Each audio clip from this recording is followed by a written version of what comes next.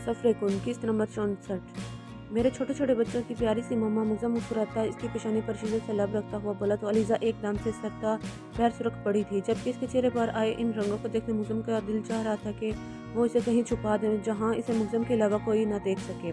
तुम्हारे चेहरे पर आए इन रंगों को देखने के लिए ही पिछले 4 घंटों से तुम्हारे इंतज़ार में बैठा था, और अब जब तुम्हें हरे चेहरे पर ये रंग आ ही गए हैं तो जी चाह रहा है कि तुम्हें इतनी दूर ले जाऊं जहाँ पर यह दुनिया ही ना हो, जहाँ पर सिर्फ तुम और मैं हो और कोई भी ना। मुग्ज़म बोलता इसके चेहरे के एक एक नक्श को जा बजा अपना लम्स बख्श रहा था। बहुत बहुत शुक्रिया मेरी जान, मुझे इतनी बड़ी खुशी देने के लिए। आज तो तुम मुग्ज़म मीर अहमद से इसका दिल भी मांगोगी तो वो भी अपने सीने से निकाल कर दे दूंगा। मुग्ज़म अलीज़ा के हाथों को लबों से लगाते हुए बोला तो इसके चेहरे पर भी खूबसूरत शर्मीली सी मुस्कुराहट रेंग गई, जबकि आंखें अभी भी नम थी। इसे अचानक माँ बनने का एहसास बहुत खूबसूरत लगने लगा था। क्या मैं अंदर आ सकता हूँ? रूम का दरवाज़ा नॉक हुआ है और इस साथ इन्हें ज़ैद की आवाज़ भी सुनाई दी। हाँ जो कबाब में हड्डी। मुग्ज़म बदमज़ा होता हुआ बोला, क्योंकि वो हड्डी इनके कबाब यानी इनके गोल्डन मूवमेंट्स को कर चुका था।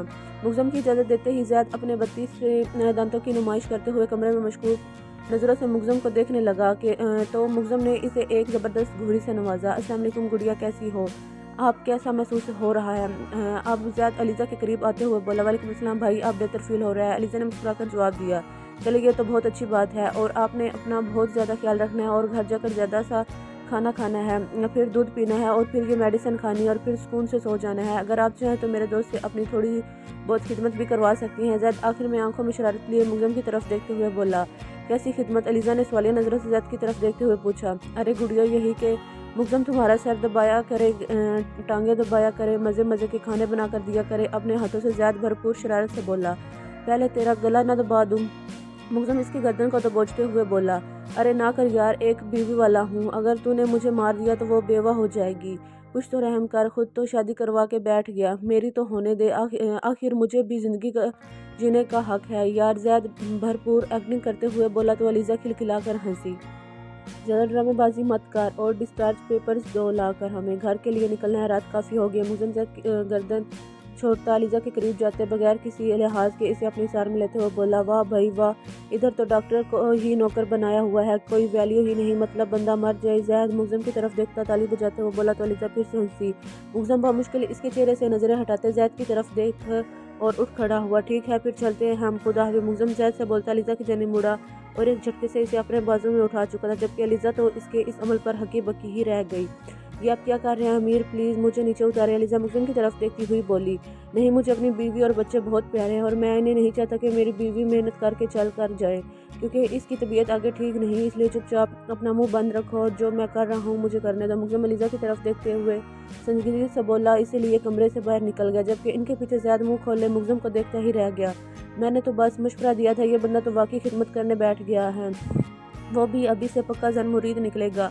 बेटा ज़हर बढ़ाता बाहर की जानिब बढ़ा, क्योंकि अब इसे भी घर पहुंचना था। इफ़रा अपने कमरे में दाखिल हुई तो जहांज़ेब ड्रेसिंग टेबल के सामने खड़ा अपने गिले बालों में तौलिया रगड़ता इन्हें खुश कर रहा था। इफ़रा ने एक नज़र इसे देखा और कमरे में मौजूद बखेरा समेटने लगी, जो जहांज़ेब ने आते ही फैला दिया। जहांज़ेब इसकी एक हरकत को सामने शीशे से देख रहा था। इसे वो रूठी रूठी बहुत प्यारी लग रही थी, मगर अब इस चक्कर में इसे रुकना रहने भी तो नहीं दे सकता था। इफ़रा ने बेड से जहांज़ेब के कपड़े उठाए और इन्हें रखने ड्रेसिंग रूम की जानिब बढ़ी, और जैसे ही जहांज़ेब के पास से गुजरने लगी, जहांज़ेब ने एक ही झटके से इसकी कलाई थामते इसे अपनी तरफ खींच लिया। इफ़रा अपना तवाज़ुन बरकरार न रखते हुए सीधा इसके चौड़े सीने से आ लगी थी। नाराज़ है मेरी मिसेज मुझसे? जहांज़ेब इसके हाथ से अपने कपड़े लेता दूर उछाल चुका था। छोड़े मुझे, आपसे कोई बात नहीं करनी। इफ़रा अपना आप जहांज़ेब की गिरफ्त से छुड़वाने की कोशिश करते हुए बोली, और क्यों नहीं करनी? जहांज़ेब इसकी मज़ाहमत को सिरे से नज़रअंदाज करता है, इसकी कमरे में अपना बाजू हायल करता इसे और नज़दीक करते हुए बोला, बस नहीं करनी। इफ़रा नाराज़गी से बोली, अपने शोहर से ना बात करने वाली बीवियाँ अच्छी बीवियों वाली लिस्ट में शामिल नहीं होती। जहांज़ेब इफ़रा के गाल पर अपना लम्स छोड़ते हुए बोला, और जैसे बीवी पर बेफजूल गुस्से करने वाले शोहर तो जैसे अच्छे शोहरों की लिस्ट में शामिल हो जाते हैं ना। इफ़रा भी इसके अंदाज में बोली तो जहांज़ेब के चेहरे पर मुस्कुराहट रेंग गई। तुम्हारी गलती थी डार्लिंग, ये अलग बात है कि तुम अभी समझ नहीं रही। जहांज़ेब इफ़रा के होंठ के नीचे मौजूद छोटे से तिल पर अपना अंगूठा रब करते हुए बोला, मेरी गलती होगी, लेकिन आपने सबा के सामने मेरी इंसल्ट की। इफ़रा के मुंह से आप असल बात निकली। غلط، بالکل غلط، میں نے تمہاری انسلٹ نہیں کی، میں نے تو بس تمہیں ڈانٹا تھا۔ کیوں تو کیا تمہارے شوہر کو اتنا بھی حق نہیں کہ وہ اپنی بیوی کو کچھ غلط کرنے پر ڈانٹ بھی لے؟ جہاں زیب افرا کی آنکھوں میں اپنی آنکھیں گاڑتا سوال کر رہا تھا۔ آپ کو سارے ہی حق ہیں، لیکن آپ کو صبا ان کے سامنے مجھے ایسے نہیں ڈانٹنا چاہیے تھا۔ افرا کافی نرم لہجے میں بولی، تمہیں لوگوں کی فکر ہے کہ اپنے شوہر کی؟ جہاں زیب نے اسے گھورا۔ مجھے اس کی فکر ہے جس کو میری بالکل فکر نہیں ہے۔ افرا جہاں زیب کی طرف بولتی اس کے حساب سے نکلی تھی، لیکن مجھے تو اس کی بہت فکر ہے جس سے میری فکر ہے۔ جہاں زیب آنکھوں میں خمار لیے بولتا، اسے دوبارہ اپنے قریب کر گیا۔ آپ بس باتیں نہ بنائیں اور چھوڑیں، مجھے نیند آ رہی ہے۔ افرا جہاں زیب کی آنکھوں میں خمار سا دیکھتی اس کے سینے پہ دونوں ہاتھ رکھے اسے پیچھے کرتے ہوئے بولی، بھول جاؤ افرا بی بی، بہت کر لی نیندیں پوری۔ اب میں تمہیں بتاؤں گا کہ مجھے تمہاری کتنی فکر ہے۔ آخر ناراض ہو مجھ سے، منانا بھی تو پڑے گا۔ اپنے انداز میں جہاں زیب افرا کی طرف دیکھتا ایک آنکھ دبا کر بولا، جبکہ اس کے خطرناک ارادے دیکھ کر افرا کی دھڑکنیں بے قابو ہی تھی۔ میں تو نہیں ناراض آپ سے، وہ آپ کو منانے کی کوئی ضرورت نہیں ہے، اور چھوڑے مجھے سونا ہے۔ افرا مزاحمت کرتی ہوئی بولی، مگر جہاں زیب کی پکڑ اتنی بھی کمزور نہ تھی جسے وہ آسانی سے توڑ سکتی، وہ تو اسے ہلانے کی طاقت نہیں رکھتی تھی۔ نہیں ڈارلنگ، اب تو یہ ناممکن ہے، میں تو تمہیں منا کر ہی رہوں گا، پھر چاہے تم ناراض ہو یا نہ ہو۔